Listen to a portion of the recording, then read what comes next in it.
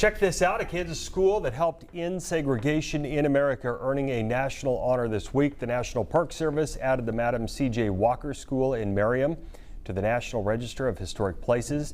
The school built in 1888, and in 1947 the district built a new school and became segregated, forcing Walker students to learn in 2 classroom buildings. The families filed a suit. In 1949, the Kansas Supreme Court upheld a state law prohibiting segregation in small towns. The case is considered a forerunner to the landmark Brown versus Board of Education suit in 1954.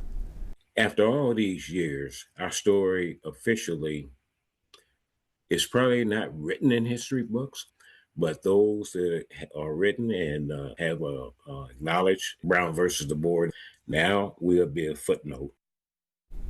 Adams raising money and pursuing grants to rebuild the school into how it once stood. He hopes the new designation will be the breakthrough they've been waiting for.